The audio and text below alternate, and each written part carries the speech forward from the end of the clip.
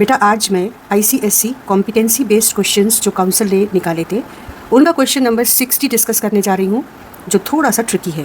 Question क्या कहता है, a copper conductor is placed along east west direction. तो हम ईस्ट वेस्ट डायरेक्शन में एक कॉपर कंडक्टर का वायर बना लेते हैं ये। Then magnetic compass needle is placed above and below the conductor.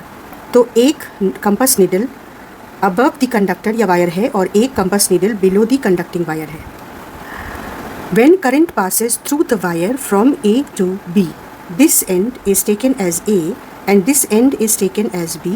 तो एक नीडल तो यहाँ है और एक नीडल ऊपर है। हमें पता है कि जो कंपास नीडल है वो हमेशा नॉर्थ साउथ डायरेक्शन में रुकती है और उसका एरो अर्थ के मैग्नेटिक नॉर्थ को और जो टेल है वो अर्थ के मैग्नेटिक साउथ को रिप्रेजेंट करता है। तो यहाँ पर हम डायरेक्शन बना लेते हैं। ये हमारा नॉर्थ और साउथ है और ये हमारा वेस्ट और ईस्ट है। अब क्वेश्चन कह रहा है कि जो करंट है वो ए से बी स्विच ऑन करने पर फ्लो करती है, तो इन दोनों में से किस नीडल का डिफ्लेक्शन प्रोमिनेंट होगा। इसको हम ले लेते हैं पी नीडल और इसे हम ले लेते हैं क्यू नीडल। तो अब समझना ये है कि इस सिचुएशन को आप 3D में, यानी कि एक्चुअली ये कैसी सिचुएशन है और इसका सोल्यूशन कैसे समझे जाए, तो मैं एक 3 डायमेंशनल सिंपल मॉडल उसके थ्रू आपको ये सोल्यूशन समझा रही हूँ।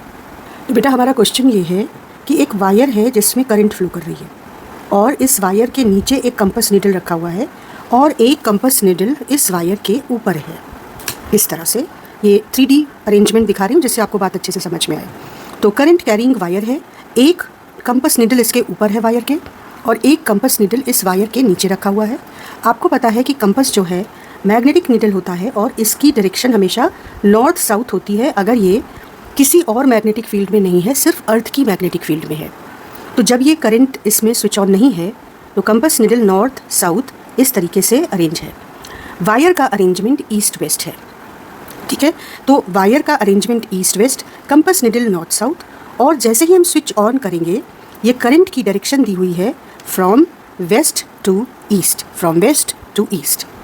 तो इस करंट कैरिंग वायर की जो मैग्नेटिक फील्ड है वो मैग्नेटिक फील्ड कैसी दिखती है, कॉन्सेंट्रिक सर्कुलर लाइंस होती हैं।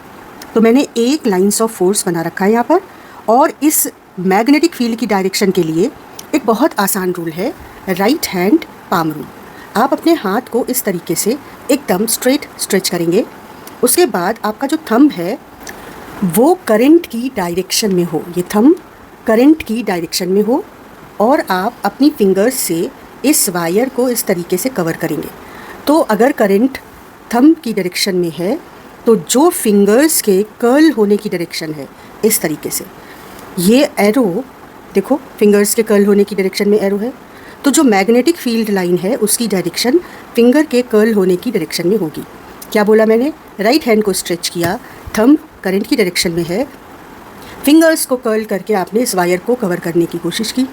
जिस डायरेक्शन में आपकी उंगलियां मुड़ रही हैं उसी डायरेक्शन में मैग्नेटिक फील्ड लाइन की डायरेक्शन होगी। तो आपको जो मैग्नेटिक फील्ड लाइन मिलेगी वो देखो कैसे मिलेगी, इस तरीके से एरो वायर के ऊपर इस तरफ आ रहा है और ये वायर के नीचे इस तरीके से डायरेक्शन देते हुए ये लाइंस ऑफ फोर्स कंप्लीट हो रही है, मैग्नेटिक फील्ड की डायरेक्शन कंप्लीट हो रही है।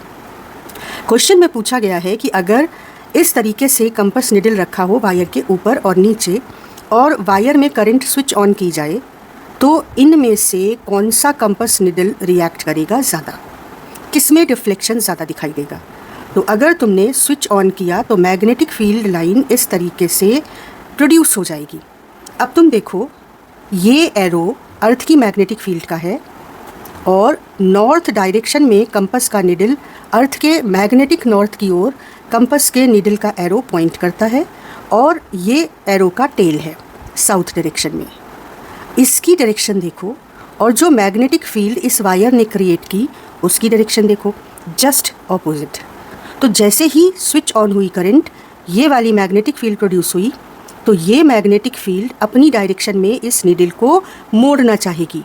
तो ये निडल तेज़ी से डिफ्लेक्ट होकर इस डायरेक्शन में ये एरो आने की कोशिश करेगा, आ जाएगा। जबकि इधर नीचे की ओर जो निडल है ये, वहाँ देखो आपकी फील्ड का, वायर की फील्ड का एरो और नीडल का एरो सेम डायरेक्शन में है, तो इस नीडल की जो अलाइनमेंट है वो ऑलरेडी मैग्नेटिक फील्ड के डायरेक्शन में है जो ये वायर प्रोड्यूस कर रहा है। तो इस नीडल में एक्चुअली कोई डिफ्लेक्शन आपको दिखाई नहीं देगा, जबकि इस नीडल में आपको 180 डिग्री का डिफ्लेक्शन इसकी अलाइनमेंट के लिए दिखाई देगा। अब जब हमें बात समझ में आ गई है तो हमको ये समझना है कि इसको लिखेंगे कैसे। आंसर लिखने के लिए आप एक वायर बनाइए, करंट को जैसे कहा है ए से बी की डायरेक्शन में दिखा दो और उसके बाद circular magnetic lines of force draw करो, अकॉर्डिंग टू द रूल उसका एरो शो करो और फिर आप आंसर में लिखेंगे as wire produces concentric field lines, needle above the wire P is opposite to the field line, so it will be deflected in order to orient itself in the direction of field, while the needle below the wire is in the direction of field and therefore it will not show any deflection. I hope this answer is helping you. Whichever question is difficult for you, you can ask in comment and I will certainly give you solution.